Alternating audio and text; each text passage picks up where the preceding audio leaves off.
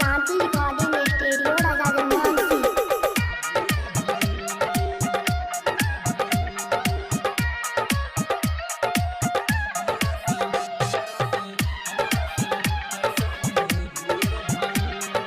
गैलू सनम दे के जखम हमारा से कैसन भूल भइल। गैलू सनम दे के जखम हमारा से कैसन भूल भइल। मार के कहाँ दर्द बुझाला, मार के कहाँ दर्द बुझाला। दिलवा के दर्द बढ़ गइल, दिलवा के दर्द बढ़ गइल। गइलो सनम दे के जखम हमारा से कैसन भूल भइल।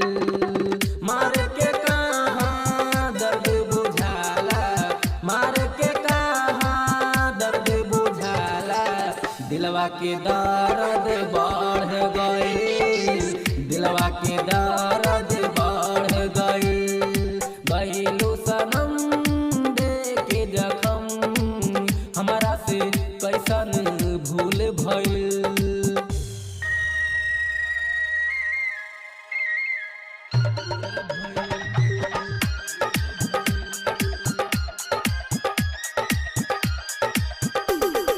डीजे सुमित सतीश रैना।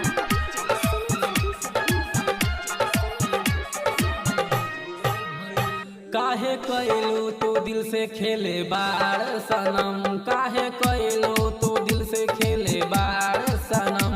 हम करेले तोहर से प्यार सनम, तू का जनबू ए बेदर्दी दिल के हमर हाल। समझ न पैनी तोहरा से हम करत रही प्यार। सूख गइल आँख के आंसू रोबत रोबत यार हो। गइलू सनम दे के जखम हमारा से कैसन भूल भइल। गइलू सनम दे के जखम हमारा से कैसन भूल भइल।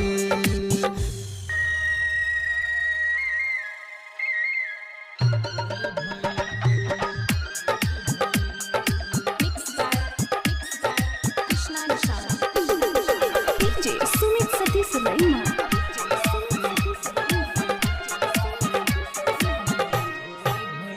एहो याद करना जब से बात भइल, उहे बगिया में फेर मुलाकात भइल। उहे बगिया में फेर मुलाकात भइल।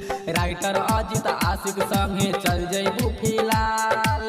तोहरे वियोग में जान दे दी विशु और विशाल। हमारा के छोड़ के जइब ए जान, हो जइब हमहू बेहाल हो। गइलू सनम